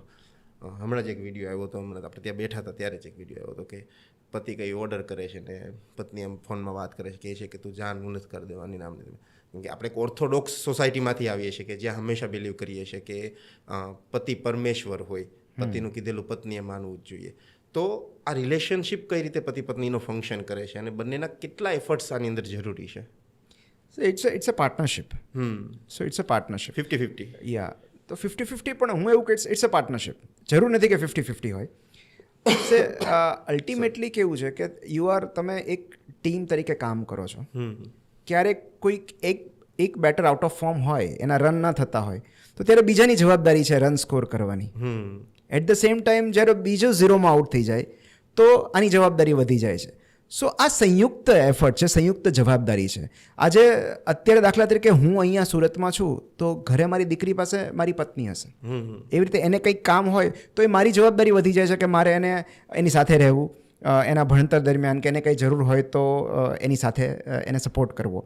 તો અલ્ટિમેટલી કેવું છે કે આપણે જ્યાં સુધી એને ટીમ તરીકે ગણીએ છીએ ને ત્યાં સુધી એ બહુ સરસ રીતે ચાલે છે. પણ જ્યારે એમાં બોસિઝમ આવી જાય છે, કે જ્યારે એમાં એક બોસ અને કર્મચારી જેવું વલણ આવી જાય છે, ત્યારે ધીરે ધીરે સંબંધની પતનની શરૂઆત થાય છે. તો એમાં જો બંનેનું 50-50 કન્ટ્રીબ્યુશન હોય તો સારામાં સારું આદર્શ અવસ્થા છે. પણ એવું કાયમ રહેતું નથી, કારણ કે કોઈ એક જણ કોઈમાં અટવાયેલું રહે છે, કોઈ સમસ્યામાં અટવાયેલું રહે છે, ક્યારેક મેન્ટલ હેલ્થ ઇશ્યુઝ હોય છે, ક્યારેક સામાજિક જવાબદારીના કારણે એ હાજર નથી રહી શકતા. તો ઘણું બધું એવું હોય છે કે જેમાં આપણે ડિવિઝન ઓફ લેબર કરવી પડે છે કે કોઈ એક સામાજિક ફંક્શનમાં જવાનું હોય તો હું નહીં જઈ શકું, તું હાજરી પુરાવી દેજે. પેરેન્ટ્સ ટીચર મિટિંગમાં જવાનું છે તો હું નહીં જઈ શકું અથવા તું નહીં જઈ શકતો, આ વખતે હું જઈશ. સો ઇટ ઇઝ અબાઉટ કે તમે એક ટીમ તરીકે કામ કરો છો અને ધીરે ધીરે જ્યારે તમારું બાળક મોટું થશે પછી એ પણ સમજતું થશે કે હવે હું પણ આ ટીમનો સભ્ય છું. સો એ બાળક માટે એ જાણવું બહુ જરૂરી છે કે હું પણ આ ઘરનું એક મૂલ્યવાન સભ્ય છું. અને બાળકની ફીલ કરાવવું બહુ જરૂરી છે કે બેટા you are also part of this team. જેમ જેમ તું જવાબદારીઓ લેતું થઈશ એમ તું પણ અમને મદદ કરી શકીશ. અને દરેક બાળકને મદદ કરવી ગમે છે, જવાબદારી લેવી ગમે છે. અને એકચ્યુઅલી જવાબદારીઓથી બાળક વધુ સુધરે છે, એનું વર્તન સુધરે છે. તો આ રિસ્પોન્સિબિલિટી છે એ દરેક રિલેશનશિપમાં હોવી જોઈએ. અને ગ્રોથ રિલેશનશિપને જે સૌથી વધારે સુદૃઢ બનાવે છે એ છે બંને પાત્રોનો વિકાસ. ભાવનાત્મક વિકાસ, માનસિક વિકાસ, બૌદ્ધિક વિકાસ, સ્પિરિચ્યુઅલ વિકાસ. તો ફાઇનાન્શિયલ પ્રોફેશનલ ગ્રોથ તો ખરો જ, પણ એ સિવાય આ બધી બાબતોમાં જ્યારે બંને પાર્ટીઝ ગ્રો થાય છે, એકબીજાને મદદ કરે છે, બંને એકબીજાને પોષણ આપે છે. કારણ કે આ પ્રેમ કે કોઈ પણ સંબંધ એવું છે કે એ એક એવી રાસાયણિક પ્રક્રિયા છે કે જેમાં જો કોઈ પ્રતિક્રિયા થાય તો બદલાવ બંનેમાં આવે છે, કોઈ રિએક્શન થાય તો બંને પદાર્થમાં ચેન્જ આવે છે. એક જ વ્યક્તિ જો વિકાસ કરે રાખે તો એ રિલેશનશિપ એટલું આગળ સુધી નહીં જઈ શકે, કારણ કે બીજી વ્યક્તિ ડ્રેગ થયા કરશે, લેગ થયા કરશે, એ પાછળ રહી જશે. સો અલ્ટિમેટલી જ્યારે બંને એકબીજાને પોષણ આપે છે, બંને એકબીજાની જરૂરિયાતોને સમજે છે, ત્યારે એ રિલેશનશિપ વધારે સ્ટેબલ બની જાય છે. જ્યારે તમે કોઈ પાત્રને પસંદ કરો છો, જ્યારે તમે ઓળખતા નથી હોતા, ઓબ્વિયસ વાત છે, પેલું કે ને દૂરથી ડુંગર રળિયામણા, તમને પાત્ર ખરેખર સારું લાગતું હોય છે. કદાચ બની શકે કે એની બોડી લેંગ્વેજ, એના રૂપના કારણે પણ સારું લાગતું હોય, કદાચ બની શકે કે એના બીજા સાથેના વ્યવહાર માટે પણ સારું લાગતું હોય. પણ જ્યારે તમે એકબીજાને ઓળખવા લાગો છો, નવો કન્સેપ્ટ પર નીકળ્યો છે લિવ ઇન રિલેશનશિપ, જ્યારે સાથે રહેવા લાગો છો ત્યારે તમને એક્ઝેક્ટ આઈડિયા આવે છે કે એની સારી આદતો કેટલી છે અને ખરાબ આદતો કેટલી છે. તમે જ્યારે ખાલી ફોન પર વાત કરતા હો ત્યારે તમને ખરાબ આદતો સામેવાળા પર્સનની નથી દેખાવાની, તમને સારી આદતો જ દેખાવાની છે. અને પર્સન ઓલવેઝ તમને ઇમ્પ્રેસ કરવા માટે જ ટ્રાય કરે છે. સો સારી આદતો અને ખરાબ આદતો ત્યારે જ તમને ખબર પડે છે કે જ્યારે તમે બંને સાથે રહેવા લાગો છો. અત્યારે લિવ ઇન રિલેશનના કારણે ખરાબ આદતો કદાચ હશે તો પહેલાં ખબર પડી જાય છે, પણ અત્યારે જે ડાયવોર્સનો રેશિયો વધેલો છે એ ખૂબ જ મોટી માત્રામાં વધેલો છે. તો આ ડાયવોર્સ થવાનું કારણ બહુ નજીવા કારણો હોય છે. એકબીજાને માનસિક રીતે ઇન્સ્ટેબિલિટી ક્રિએટ થતી હોય છે કે તું આ કરે છે ને હું આ કરું છું, તું તારી મમ્મીને સપોર્ટ કરે છે ને તું તારા પપ્પાને સપોર્ટ કરે છે. એટલે બહુ નજીવા એવા કારણો હોય છે કે જેનું સમાધાન ખરેખર આવી શકે ખરું શાંતિથી બેસીને વિચારીએ તો આવી ફાસ્ટ લાઈફની અંદર આવા જે ડાયવોર્સના રેશિયો વધે છે. તો આવી સિચ્યુએશનમાં તમે આને કઈ રીતે ઓબ્ઝર્વ કરો છો આખી સિચ્યુએશનને? ડિવોર્સનું મુખ્ય કારણ લગ્ન છે. યસ. સો બેઝિકલી કેવું છે કે ક્યારેક આપણને બહુ મોડેથી અમુક વસ્તુઓ સમજાતી હોય છે, પણ તમે જે કીધું ને કે લોકો સમજાતા નથી, એનું કારણ એવું હોય છે કે ઇનિશિયલી જે રીતે આપણે લોકોને મૂલવીએ છીએ એ આપણો દૃષ્ટિકોણ અલગ હોય છે. જેમ કે વ્યક્તિનું ચારિત્ર નક્કી કરવું હોય તો બે માપદંડ એવા છે કે એક તો એવું છે કે એ એનાથી નીચેના સ્તરના લોકો સાથે કઈ રીતે વાત કરે છે, મુન્નાભાઈ, ઓકે, અથવા એ વ્યક્તિ કે જે એમની માટે કશું જ કરી નથી શકવાની. ઓકે, કે સપોઝ હું તમારી કોઈ જ મદદ કરી નથી શકવાનો, મારા પાસેથી તમને કશું જ નથી મળવાનું, અને તેમ છતાં તમે મારી સાથે કઈ રીતે વર્તો છો એ તમારું કેરેક્ટર નક્કી કરે છે. That is one. અને મુન્નાભાઈ નહીં, ગાંધીજીએ કહેલું. અને બીજું કે એટલે હું કીધું મુન્નાભાઈ મૂવીમાં એ સીન આવે છે. યસ. અને બીજું કે વ્યક્તિનું ખરું ચારિત્ર એના કપરા સંજોગોમાં બહાર આવે છે. સો જ્યારે તમે કોઈ વ્યક્તિને રિજેક્ટ કરો છો અથવા જ્યારે એ મુશ્કેલીમાં મુકાય છે, એ તકલીફમાં મુકાય છે, ત્યારે એનું જે વલણ અને વર્તન હોય છે એ એનું કેરેક્ટર નક્કી કરે છે. કારણ કે when everything is good, everyone will behave in such a manner કે જે તમને એ વ્યક્તિ માટે આદર થાય. પણ જ્યારે કોઈ લોસ થયો હોય, કોઈ વ્યક્તિ ચાલુ ગયું હોય, જ્યારે કોઈ સંબંધમાં તિરાડ પડી હોય ત્યારે વ્યક્તિ કેટલું સ્વસ્થ રીતે વર્તી શકે છે અને કેટલી સારી રીતે વર્તી શકે છે એના પરથી આપણે એનું કેરેક્ટર નક્કી કરતા હોઈએ છીએ. તો જે અસ્વીકારનો, નિષ્ફળતાનો બહુ સહજ ભાવથી સ્વીકાર કરી શકે એમનો સ્વીકાર કરવો, હું તો એવું કહીશ. કારણ કે શરૂઆતમાં કેટલો બધો સમય એવો હોય છે કે મને હમણાં જ કોઈકે પૂછ્યું હતું, હું નામ નહીં લઉં, કે એ રિલેશનશિપમાં કન્ફ્યુઝ હતા કે મારે શું કરવું જોઈએ. નજીકના મિત્ર છે કે એ એક ક્ષણ મારી સાથે આવું બિહેવ કરે છે, બીજી ક્ષણ આવું બિહેવ કરે છે, મને ખબર નથી પડતી કે આ કયું બિહેવિયર સાચું છે. એટલે મેં એમને એટલું જ કહ્યું કે તમે 3 મહિનાનો સમય આપો, કારણ કે કોઈ વ્યક્તિ છે ને ઇમોશન્સ બહુ લાંબા સમય સુધી ફેક નથી કરી શકતો. એને ઇમોશનલ લેબર કહેવાય. મને અંદરથી ગુસ્સો આવતો હોય પણ હું સ્માઇલ રાખું તો that is emotional labour, right? એ પણ એક જાતનું મજૂરી છે, ભાવનાત્મક મજૂરી છે. તો ધીરે ધીરે આપણો મૂળ સ્વભાવ સપાટી પર આવતો જ જાય છે. અને જ્યારે ખાસ કરીને મેં તમને 5 વાગ્યાનો સમય આપ્યો હોય અને તમે 5 વાગે પહોંચી ગયા અને હું 6 વાગ્યા સુધી ન આવું, તમે કલાક મારી રાહ જોવો છો, પછી તમે મારી સાથે કેવું વર્તન કરો છો ને એમાં તમારો ખરો સ્વભાવ સપાટી પર આવી જાય છે. તમે મને પૂછો છો કેમ મોડું થયું, મારી વાત સાંભળો છો, એને સમજવાનો પ્રયત્ન કરો છો. એ 1 કલાક દરમિયાન તમે શું કરો છો? કોઈ શાંતિથી પુસ્તક વાંચો છો કે મને 10-15 ફોન કરી દો છો? સો લોકોને સમજવા એટલા અઘરા નથી. ખાસ કરીને જ્યારે એમને જે જોઈએ છે એ તમે નથી આપતા, એ એમને નથી મળતું, ત્યારે એમનો મૂળ સ્વભાવ સપાટી પર આવે છે. અને એ જેટલું વહેલું સમજાઈ જાય એટલું આપણે ઘણા બધા તાણમાંથી, ઘણા બધા બિનજરૂરી સંઘર્ષોમાંથી, તકલીફોમાંથી બચી શકીએ એમ છીએ. અને રહી વાત ડિવોર્સની, તો હું એવું કહીશ કે જો એક બહુ ક્લિયર ફંડા છે કે જાતને નિરાશ કરવા કરતાં જગતને નિરાશ કરવું આપણને હંમેશા વધારે પોસાય છે. Very true. તો જ્યાં આગળ આપણું માનસિક સ્વાસ્થ્ય કે શારીરિક સ્વાસ્થ્ય, આપણી માનસિક શાંતિ, આપણી સ્વતંત્રતા અને આપણું સ્વમાન જોખમાય, એવા કોઈ પણ સંબંધમાં ટકી રહેવું એ જાત પર કરેલી હિંસા છે. અને આ ખાલી હસબન્ડ વાઈફનું નથી કહેતો, કોઈ પણ આ રિલેશન, મિત્રતામાં પણ લાગુ પડે, ઇવન પિતા માતા કે સંતાનના રિલેશનશિપમાં પણ લાગુ પડે. મેં એવા સંતાનોને પણ ઘર છોડતા જોયા છે કે જેમના મા બાપ એમના પર હાથ ઉપાડતા હોય. અને વાઇસ વર્સા, કે જો સંતાનો સારું બિહેવ ન કરતા હોય તો પેરેન્ટ્સ ઘર છોડીને ચાલ્યા જાય. એનું કારણ છે કે સ્વમાનના ભોગે, સ્વતંત્રતાના ભોગે, સ્વાસ્થ્યના ભોગે કઈ રીતે કોઈ એક રિલેશનશિપમાં ટકી શકે, જેને આપણે ટોક્સિક રિલેશનશિપ કહીએ છીએ, એબ્યુઝિવ રિલેશનશિપ કહીએ છીએ. તો ક્યારેક એવું પણ બને છે કે તમને એ એબ્યુઝની આદત પડી જાય છે. તમે ટોક્સિક રિલેશનશિપમાંથી નથી નીકળી શકતા કારણ કે તમને એ રિલેશનશિપના તમે એના પર નિર્ભર થઈ જાઓ છો. તો જ્યાં સુધી તમારી પાસે બીજા વિકલ્પો હોય, તમારી પાસે એ પસંદગી હોય, તો કોઈએ શું કામ અત્યાચાર સહન કરવો જોઈએ, માનસિક હોય, શારીરિક હોય કે ઇમોશનલ હોય. તમે કીધું ટોક્સિક રિલેશનશિપમાં ના રહેવું જોઈએ, પણ તમે સાથે એમ પણ કીધું કે ઘણીવાર આદત પડી જાય, તમે ના નીકળી શકો રિલેશનશિપમાંથી. તો કેવા એવા રસ્તાઓ હોઈ શકે કે જેના કારણે આપણે આપણા મનને મનાવી શકીએ કે યસ આમાંથી નીકળવું બહુ જરૂરી છે? કેવું છે, એની માટે એક સિન્ડ્રોમ છે જેને સ્ટોકહોમ સિન્ડ્રોમ કહેવાય છે. હું ભૂલતો ન હોઉં તો બહુ વર્ષો પહેલાં એક બેંક રોબરી થઈ હતી સ્ટોકહોમમાં, કે જેમાં જે રોબર્સ આવ્યા, લૂંટેરાઓ આવ્યા અને બંદૂકની અણી પર એમણે બેંક લૂંટી. અને જ્યારે પોલીસ આવી જે હોસ્ટેજીસને છોડાવવા માટે, ત્યારે એ હોસ્ટેજીસે લૂંટેરાઓનો પક્ષ લીધો,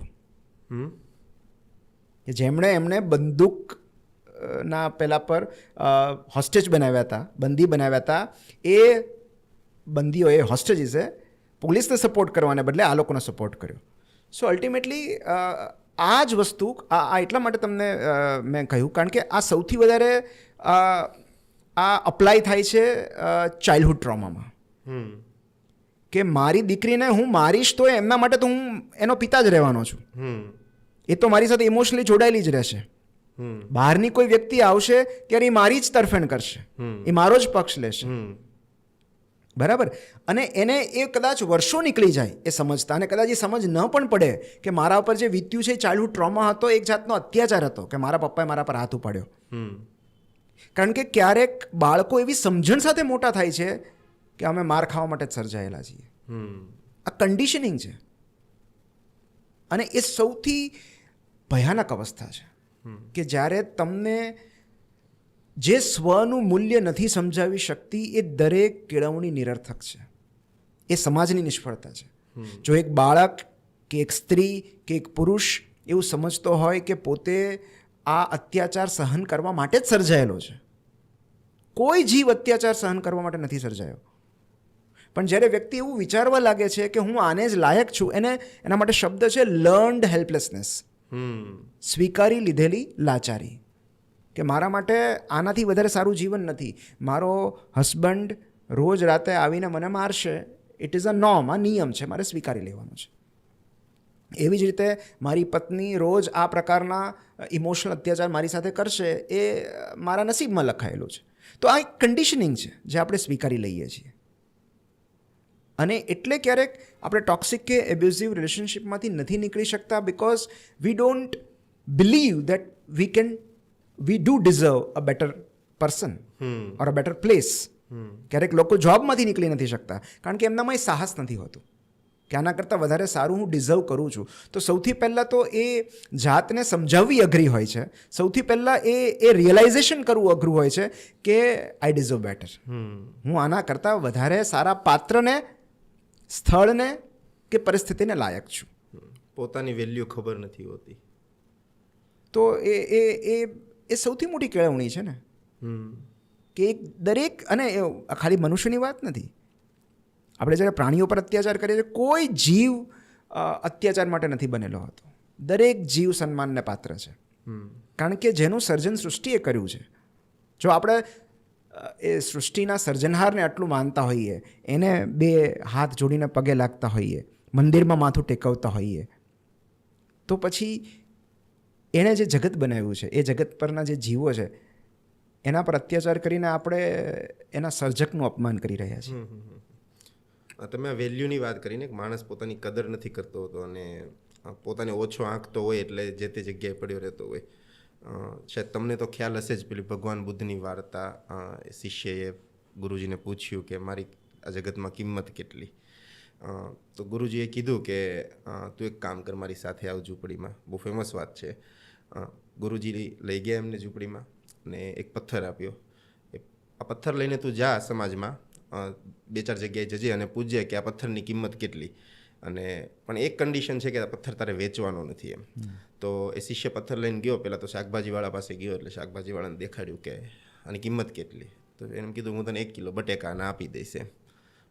આગળ ગયો, ફ્રૂટ્સવાળા પાસે ગયો, તો પથ્થર દેખાડ્યો કે ભાઈ આની કિંમત કેટલી, આની અગેન્સ્ટમાં તું મને શું આપી શકીશ એમ. તો એને કીધું હું તને 5 કિલો સંતરા આપી દઈશ આ પથ્થરની અગેન્સ્ટમાં. ત્રીજી જગ્યાએ જ્વેલર્સ પાસે ગયો કે તમે મને આને શું કિંમત આપશો. તો એને એમ જોયો, બધું કીધું કે હું તને આના 5 કે 10 લાખ રૂપિયા આપી દઈશ. XYZ મોટી અમાઉન્ટ એમને કીધી. લાસ્ટમાં એ જ્વેલરી એક હીરાના જોહરી પાસે ગયો. જોહરીએ પથ્થર જોયો, એક લાલ કપડું પાથર્યું, એની પર પથ્થર મૂક્યો, પ્રોપર એની પ્રદક્ષિણા કરી અને કીધું કે કદાચ હું આખી આ દુનિયા વેચી દઉં ને તો પણ આ પથ્થરની કિંમત હું તને નહીં ચૂકવી શકું. આ પથ્થર લઈને શિષ્ય પાછો આવ્યો, કેમ કે એની કિંમત બહુ મોટી મળતી, પણ ગુરુજીએ કીધું હતું કે ભાઈ તું આ પથ્થર વેચતો નહીં એમ. તો એ ગુરુજી પાસે પાછો આવ્યો અને એ પથ્થર આપ્યો ગુરુજીને કે આમાંથી જે વાત થઈ એ બધી વાત ગુરુજીને કીધી. પણ શિષ્યએ પૂછ્યું મને આમાં કંઈ સમજાણું નહીં કે મારે આમાં શું જાણવા મળ્યું, મને આમાં મારી કિંમત ક્યાં ખબર પડી. તો ગુરુજીને એમ કીધું કે ગુરુજીએ એમને સમજાવ્યું કે આ પથ્થર છે ને એ તું છે. આ સમાજ તારી હેસિયત, તારી કિંમત કે તારી આવરદા પોતપોતાની સમજ મુજબ આંકશે. કોઈ તને 5 કિલો બટેકા સામે પણ જોખશે, કોઈ તને 5 કિલો સંતરા સામે પણ જોખશે, કોઈ તને 2-5 લાખ રૂપિયા પણ આપશે, ને કોઈકની માટે તું એટલો બેશ કિંમતી હશ કે તારી કિંમત જ નહીં આંકી શકે. એટલે આ તારી ઉપર આધાર રાખે છે કે તું તારી કિંમત કેટલી કરે છે. એ લોકો ઉપર નહીં કે કોક જજ કરશે ને કોક કેટલું તને ગણતરીમાં લેશે, એની ઉપર નહીં. તું તારી જાતને કેટલો આંકે છે એની ઉપર તારી કિંમત થશે. એટલે એક નાનો વાક્ય હતો, એટલે મેં તમારી સાથે શેર કરી દીધો. એમ કીધું કે એબ્યુઝિવ રિલેશનશિપમાંથી નીકળવું બહુ જ જરૂરી છે. એ કદાચ પોતે હસબન્ડ વાઈફ હોય, ભાઈ બહેન હોય, કે પછી મમ્મી પપ્પા મિત્રતા, સાથે મિત્ર હોય. મિત્રતા પણ, હા, એ એક રિલેશનશિપ બહુ અત્યારે હાઈપમાં છે કે ટેક કરો તમારા એવા મિત્રને, એને શેર કરીએ છીએ આપણે. રીલ્સ સૌથી વધુ શેર એની ઉપર જ હોય છે. ઇન્સ્ટાગ્રામમાં જોઈએ ને સૌથી વધુ રીલ્સ એની ઉપર જ હોય છે.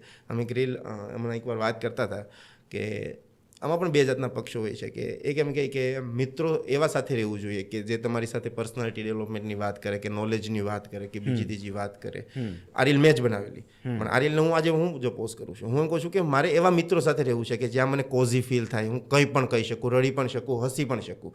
તો તમે કેવા રિલેશનશિપ, મિત્રની રિલેશનશિપમાં બિલીવ કરો છો કે જે ખાલી મને જ્ઞાન કે નોલેજ જ આપ્યા કરે, કે જે લોકો મને ખરેખર સમજે અને જે તે પોઈન્ટે મને હેલ્પ કરે? તમારા માટે ફ્રેન્ડ્સ એટલે શું, મિત્રતા એટલે શું? સી બેઝિકલી કેવું છે કે એક બહુ સરસ કોટ છે કે you are the average of 5 people you spend your time with. જે 5 વ્યક્તિઓ સાથે તમે સમય પસાર કરો છો, તમે એમની એવરેજ છો.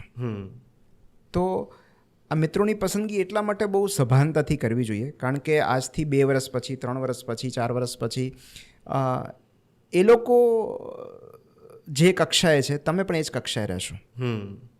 યુ કેનોટ આઉટગ્રો ધેમ, કારણ કે તમે જે વાતાવરણમાં રહ્યા છો, જે વાતો કરો છો, જે કન્ટેન્ટ કન્ઝ્યુમ કરો છો, એ તમે સાથે કરવાના છો. સો હું એવું કહીશ કે અલ્ટિમેટલી તમને શેમાં રસ છે, તમને શેમાં રુચિ છે. એક બહુ સરસ પુસ્તક છે, જોનાથન લિવિંગસ્ટન સીગલ નામનું એક પુસ્તક છે, જેમાં બહુ સરસ વાત છે કે આ રીતે કે તમારી ટ્રાઇબ કઈ રીતે શોધવી, કે અલ્ટિમેટલી તમને શેમાં રસ છે. તો ધીરે ધીરે તમે એ રસ્તા પર જેમ જેમ વ્યક્તિત્વ વિકાસ કે વ્યક્તિગત વિકાસના રસ્તા પર જેમ જેમ તમે આગળ જતા જશો, તેમ તેમ તમને નવા લોકો મળતા જશે, તમારી ટ્રાઇબ તમને મળતી જશે. અલ્ટિમેટલી આઈ વુડ સે કે those people who make you grow, they should be your friends. જે તમને પોષણ આપે, તમારી વૃદ્ધિ કરાવે, જે તમને માનસિક બળ પૂરું પાડે, જે તમને હિંમત આપે, જે તમને તમારા વિશે સારું ફીલ કરાવે. ઓકે, તો અલ્ટિમેટલી રિલેશનશિપનો કોર પર્પઝ જ એ છે. આપણે એ કોઈ એવા રિલેશનશિપ એક્સપર્ટની જરૂર નથી કે એવા કોઈ રોકેટ સાયન્સની જરૂર નથી. સિમ્પલ વાત સમજવા માટે કે અલ્ટિમેટલી સંબંધો આપણા ઉદ્ધાર માટે છે, આપણા કલ્યાણ માટે છે, આપણામાં સકારાત્મક પરિવર્તન આવે એ માટે છે. તો એ સિવાયનું જે કંઈ પણ છે એ આપણો સંબંધ ન હોવો જોઈએ. જે આપણને આપણા વિશે ખરાબ ફીલ કરાવે છે, જે ઇમોશનલ ડ્રામા ક્રિએટ કરે છે, જેને મનાવવા માટે આપણે બધા કામ પડતા મૂકીને જવું પડે છે, એ સરવાળે એ સંબંધો લાંબા ગાળે બહુ થકવી નાખનારા હોય છે. એ આપણને ઇમોશનલી જકડી રાખે છે. અને હું તો કહું છું કે એક મેં ભાસ્કરમાં આર્ટિકલ લખ્યો છે કે જેમ જેમ આ થોડું એક્સ્ટ્રીમ સ્ટેટમેન્ટ છે કે જેમ જેમ તમે વૃદ્ધિ પામતા જાઓ છો, તેમ તેમ તમારું મિત્ર વર્તુળ સંકોચાતું જાય છે. અને એટલે આમાં ઘણા બધા મત છે, હું કોઈને મતને અપોઝ નથી કરતો, પણ સમટાઈમ્સ જ્યારે તમે તમારી યાત્રાએ નીકળી પડો છો ત્યારે ઘણા બધા લોકો પાછળ રહી જાય છે. છોડવા પણ પડે છે. હા, છોડવા પણ પડે છે, કારણ કે એ લોકો ગ્રો કરવા નથી માગતા, અથવા કોઈ કારણસર ગ્રો નથી થઈ શકતા, અથવા એમના સંજોગો અલગ છે, એમની રુચિ અલગ છે, એમને કંઈક વધુ બીજું કંઈક આકર્ષે છે, એમને કંઈક બીજામાં રસ છે. પણ એમને કારણે એ એમની યાત્રા છે, એ એમની વિકાસ યાત્રા છે. એમને કારણે આપણી યાત્રા અટકવી ન જોઈએ. So sometimes you outgrow certain people and that is fine. આજથી 5 વર્ષ પહેલાં મને જે મિત્રો સાથે મજા આવતી, જો આજે પણ મને એ જ મિત્રો સાથે મજા આવે છે, તો એના 2 જ પરિણામો શક્ય છે. કાં તો એ લોકો પણ મારી સાથે ગ્રો થયા છે, અને કાં તો અમારામાંથી કોઈ ગ્રો નથી થયું. ત્યાં ને ત્યાં જ છીએ બધા. સો જો પહેલી અવસ્થા હોય તો એ આદર્શ છે, પણ એ શક્ય નથી. તો માટે ક્યારેક શોખ બદલાય છે, વિચાર બદલાય છે. કારણ કે મેં ગઈકાલના જ કાર્યક્રમમાં કહ્યું હતું કે જો તમે તમારી ભૂતપૂર્વ જાતને ઇડિયટ ન કહી શકતા હો, તો એનો અર્થ એમ કે તમે હજુ પણ ઇડિયટ છો. બદલાયા નથી હજી. યસ. સો આજથી 6 મહિના પહેલાં હું જે રીતે જિંદગીને જોતો આજે પણ હું ત્યાં એ જ રીતે જોઉં છું તો એનો મતલબ એમ કે હું ત્યાંનો ત્યાં જ છું, હું હલ્યો જ નથી. કાલે હું ગઈકાલે આ વૃક્ષને હું આ રીતે જોતો હતો તો આજે હવે હું આ વૃક્ષને અહીંથી જોઉં છું. So that means I have moved. તો આપણા દૃષ્ટિકોણ બદલાય છે, વિચારો બદલાય છે, અભિપ્રાયો બદલાય છે, કારણ કે આપણી સમજણ બદલાતી જાય છે દરરોજ. તો એ રીતે મિત્રો પણ બદલાઈ શકે, બિલકુલ બદલાઈ શકે. કારણ કે અલ્ટિમેટલી આપણો એકમાત્ર પર્પઝ શું છે? ઉત્ક્રાંતિ છે, ઇવોલ્યુશન છે, સ્પિરિચ્યુઅલ ઇવોલ્યુશન.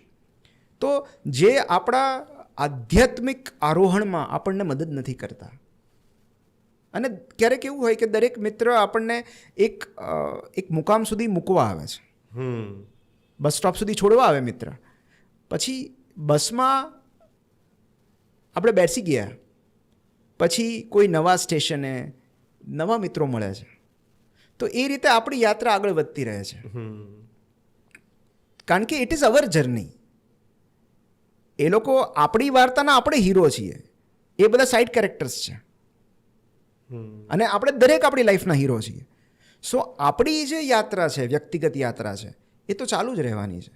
તો એ યાત્રામાં જે આપણને પોષણ આપે છે, જે આપણને મદદ કરે છે, અને આપણે જેટલાને મદદ કરી શકીએ છીએ એમની યાત્રામાં, that is what we call life. તમે આમાં એક વર્ડ યુઝ કરો, આદર્શ. બરાબર.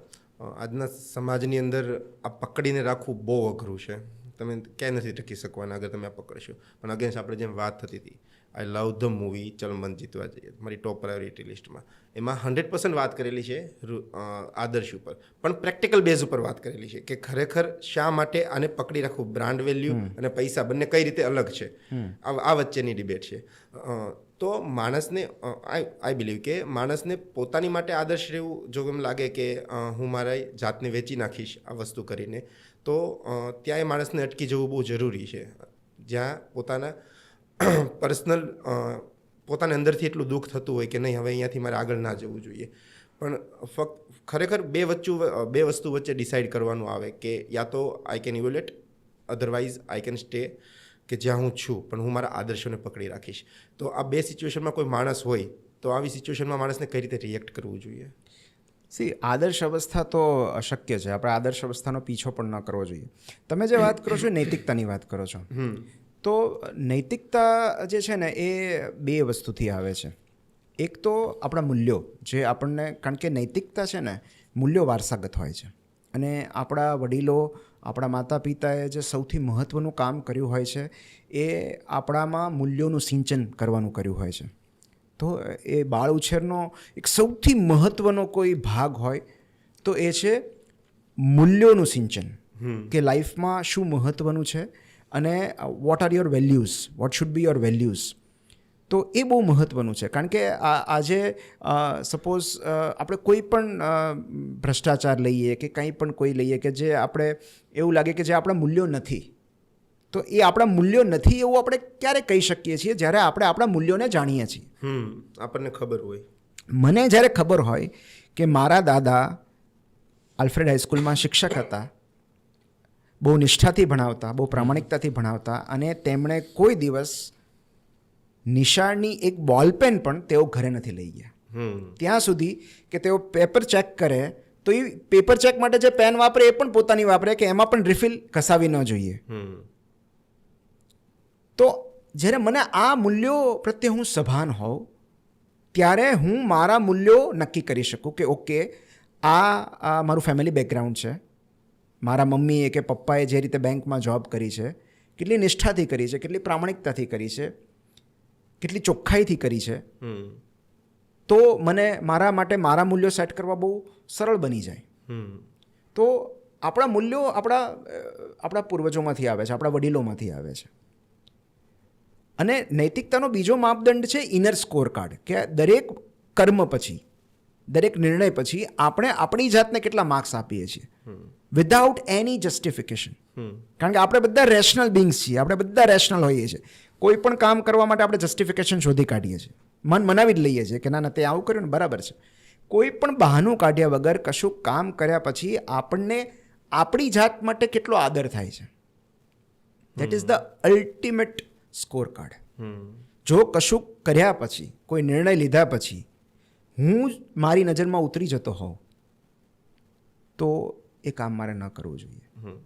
રેપિડલી તમને એક વસ્તુ પૂછવા માંગીશ, do you believe in Karma? Of course I believe in atomic energy, vibrations, and Karma is nothing but vibrations. કારણ કે આ આખું જગત એટમ્સ પર રચાયેલું છે. આ તો વિજ્ઞાન સાબિત કરી દીધું છે કે અણુ અને પરમાણુઓની ગતિ જ છે જેના કારણે મારો અવાજ તમારા સુધી પહોંચે છે. અવાજ જેમ પહોંચે છે એ જ રીતે વાઇબ્સ પણ પહોંચે છે, જેને આપણે બટરફ્લાય ઇફેક્ટ કહીએ છીએ. સો અલ્ટિમેટલી જેટલું તમે યુનિવર્સમાં આપો છો એ ક્યાંક ને ક્યાંક રિબાઉન્ડ થઈને તમારી પાસે પાછું આવવાનું છે, એક નહીં તો બીજા સ્વરૂપે. તો કર્મ એ બીજું કશું નથી, એ વાઇબ્રેશન્સ છે, અણુઓની પરમાણુઓની ગતિ છે. એ વિચારથી હોય, કર્મથી હોય, વાણીથી હોય. તો તમે જે યુનિવર્સને આપો છો, તમે જે સામેવાળી વ્યક્તિને આપો છો, અલ્ટિમેટલી એ જ વસ્તુ હરીફરીને તમારી પાસે પાછી આવવાની છે. સો બેઝિકલી તમારા જો યુનિવર્સ પ્રત્યેના કન્સેપ્ટ્સ ક્લિયર હોય તો બિલકુલ તમે કર્મમાં માનશો. તમે જો ભગવાન કૃષ્ણે બાળપણમાં મોઢું ખોલીને જે બ્રહ્માંડ બતાવ્યું હતું તો એ તો એક રૂપક હતું કે ઇટ મીન્સ કે યુનિવર્સ આપણી અંદર છે. જો આપણે યુનિવર્સનો એક ભાગ હોઈએ તો આપણી અંદર પણ યુનિવર્સ છે. અને જો આપણી અંદર યુનિવર્સ હોય તો એનો મતલબ એમ કે આપણે જે કંઈ આપશું એ આપણને પાછું મળશે. એ કંઈ પણ હોઈ શકે. Whatever we give it, મતલબ એ the universe will bring it back to us. So એમાં એ કર્મનો સિદ્ધાંત સમજવો એટલો બધો અઘરો એટલા માટે નથી કારણ કે જે વિજ્ઞાન ભણેલા હોય, જેને વાઇબ્રેશન્સમાં કે એટમ્સમાં જેને ભરોસો હોય કે આ બધું પરમાણુની ગતિને કારણે ચાલે છે. અવાજ શું છે? સાઉન્ડ વેવ્સ છે. તો એ બધું અલ્ટિમેટલી તો એક જગ્યાએથી બીજી જગ્યાએ કેટલાક પરમાણુઓ શિફ્ટ થાય છે. આ લો ઓફ એટ્રેક્શન શું છે? સો અલ્ટિમેટલી જે ઉર્જા આપણે યુનિવર્સમાં બ્રહ્માંડમાં મોકલીએ છીએ એ જ ઉર્જા ક્યાંક ને ક્યાંક આપણા સુધી પણ પહોંચે છે, આપણી પાસે પાછી આવે છે. અને માટે એનું ચયન કરવું, એની પસંદગી કરવી યોગ્ય ઉર્જાની એ બહુ જરૂરી હોય છે. લાસ્ટ વસ્તુ તમને હવે મારે પૂછવી છે. તમે જે ફ્લુએન્સીથી વાત કરો છો, જે થોટ્સમાં ક્લેરિટી છે, કોઈ માણસને આવું અચીવ કરવું હોય તો કઈ રીતે કરી શકે? પુસ્તકો વાંચે. કારણ કે આ ક્લેરિટી હજી નથી, હું કહીશ હજી ક્લેરિટી નથી. તમને લાગે છે, મને નથી લાગતી ક્લેરિટી. એનું રીઝન એ છે, વી કેન ફીલ ઇટ ને. હા, એનું રીઝન હું તમને કહું કે જેમ જેમ આપણે વાંચતા જઈએ છીએ ને તેમ તેમ આપણને ખ્યાલ આવતો જાય છે કે આપણે હજી ઘણું વાંચવાનું બાકી છે. The more you know something, the more you realize that you know nothing. તો મને એવું ખ્યાલ આવે છે કે હજી મારે ઘણી બધી સ્પષ્ટતા મેળવવાની બાકી છે, જાત પ્રત્યે, જીવતર પ્રત્યે, જગત પ્રત્યે. તો અત્યારે હું જે સ્તરથી વાત કરી રહ્યો છું, આજથી 2 વર્ષ પછી કદાચ હું આ સ્ટુડિયોમાં બેઠો હોઈશ ત્યારે હું કંઈક અલગ વાત કરતો હોઈશ. કારણ કે 2 વર્ષ પછી આ નિમિત્તે કદાચ હું ઇડિયટ કહીશ. અને જો હું નહીં કહું તો એનો મતલબ એમ કે હું વિકાસ નથી મારો, હું વિકસ્યો નથી. So growth is something which is everlasting process. એ હંમેશા ચાલતું રહેવાનું છે. ઓકે, એના માટે બહુ સરસ શબ્દ છે, એન્ડ ઓફ હિસ્ટ્રી ઇલ્યુઝન. આપણને દરેકને એવું લાગે છે કે આપણો મહત્તમ વિકાસ અહીંયા થઈ ગયો છે, હવે આપણે નહીં વિકસી શકીએ. કે આપણી it is end of personal history. એને એન્ડ ઓફ હિસ્ટ્રી ઇલ્યુઝન કહેવાય સાયકોલોજીમાં. કે હવે આનાથી વધારે મારો વિકાસ શક્ય નથી. પણ આજથી 5 વર્ષ પછી આપણે જોઈએ ને તો આપણને એવું ખ્યાલ આવે કે આપણે કેટલું ગ્રો કર્યા છીએ. અને દેટ ઇઝ ધ રીઝન કે લોકો ટેટુ કરાવવા માટે જેટલા રૂપિયા ખર્ચે છે એના કરતાં અનેક ગણા વધારે રૂપિયા ટેટુ રિમૂવ કરવા માટે ખર્ચે છે. ત્યારે અમને ખ્યાલ નથી હોતો કે આજથી 5 વર્ષ પછી હું બદલાઈ જઈશ. આજે જે વ્યક્તિને હું બોડીલી કમિટમેન્ટ આપું છું, કદાચ 5 વર્ષ પછી એ વ્યક્તિ મને નહીં ગમે. સો ધીસ ઇઝ ધ રીઝન કે આપણે હંમેશા આપણી સાથે આવતીકાલે શું બનવાનું છે, કયા સંજોગો આપણને ઘડવાના છે, એ આપણે નથી જાણતા. સો એ અજ્ઞાનતાનો અવકાશ રાખવો બહુ જરૂરી છે. પણ એ સ્પષ્ટતા છે એ ચોક્કસ પુસ્તક વાંચનથી આવે છે, અનુભવોથી આવે છે. ધીરે ધીરે યુ બીકમ વાઇઝ. જેમ જેમ તમે લોકોને મળો છો, અમુક અનુભવોમાંથી પસાર થાવ છો તમારામાં વિઝડમ આવતી જાય છે, થોડી પરિપક્વતા આવતી જાય છે, કારણ કે આપણે બધા કોરીપાટીએ જીવનની શરૂઆત કરીએ છીએ. અને આ પુસ્તકો છે, ગુરુઓ છે, કેટલાક એવા શ્રેષ્ઠીઓ છે જે ધીરે ધીરે આપણને દૃષ્ટિકોણ આપે છે, આપણને સમજણ આપે છે, આપણને જ્ઞાન આપે છે, આપણને પ્રજ્ઞા આપે છે કે જીવન કઈ રીતે જીવવું. કારણ કે જીવવાનું કોઈ મેન્યુઅલ તો હોતું નથી, it is trial and error. પણ પુસ્તકો જીવવાનું મેન્યુઅલ પૂરું પાડી શકે છે, કારણ કે જે લોકો જીવી ચૂક્યા છે. ટ્યુઝડેઝ વિથ મોરીમાં આપણે શું વાત કરી કે જે મૃત્યુની નજીક, મૃત્યુની લગોલગ પહોંચી ગયેલા એક સોશિયોલોજીના પ્રોફેસર આપણને સમજાવે છે કે જીવનમાં શું મહત્વનું છે. તમારે ત્યાં સુધી પહોંચવાની જરૂર નથી, એમાંથી શીખી લેવાની જરૂર છે. કારણ કે આપણી પાસે એટલો સમય નથી કે આપણે દુનિયાભરની ભૂલો કરી શકીએ. આપણી પાસે બહુ મર્યાદિત ભૂલો કરવાનો વિકલ્પ છે. ભૂલોમાંથી શીખીએ પણ કેટલીક ભૂલો કરી શકીએ, તો આપણે અન્યની ભૂલોમાંથી શીખવું પડશે. અને એ માટે આ પોડકાસ્ટ, પુસ્તક વાંચન, ઓડિયો બુક્સ કે જીવતી લાઇબ્રેરી, જીવતા લોકોને મળવું બહુ જરૂરી હોય છે. એમની વાતો, એમની કથાઓ, એમની આપવીતીઓ સાંભળવી બહુ જરૂરી હોય છે. કારણ કે અન્યની પીડા આપણને કૃતજ્ઞતા આપે છે, આપણી પીડા આપણને વિનમ્રતા આપે છે. તમે એક ટૂંકી વાતમાં બહુ મોટી વાત કરી દીધી કે બીજાની ભૂલોમાંથી પણ શીખવું જરૂરી છે. અત્યાર સુધી આપણે એમ જ સાંભળતા આવ્યા છીએ કે learn from your mistake, learn from your mistake. તમારી જાતની જે ભૂલ કરો એ ભૂલ બીજી વાર નહીં કરતા એટલે તમે બેસ્ટ બનશો નહીં. તમે બહુ મોટી વાત કરી દીધી કે તમારી ભૂલોમાંથી તો શીખો, પણ બીજો માણસ જે સેમ ભૂલ કરે છે એમાંથી પણ શીખો. તો જે કામ 3 દિવસે થવાનું તે કદાચ 1 દિવસે પણ થઈ જાય, એનાથી સ્પીડ વધી શકે પણ ખરી. તમારી સાથે બહુ બધી હજુ વાતો કરવી છે, બટ આઈ થિંક બહુ ટાઈમ થઈ ગયો છે અને કદાચ તમારે પણ નીકળવું હશે. બટ જે તમે થોટ પ્રોસેસની આખી વાત કરી, that's create a ઇમેન્સ value in our self. Thank you so much for coming on the CM show. Thank you so much. Thank you so much. Thank you.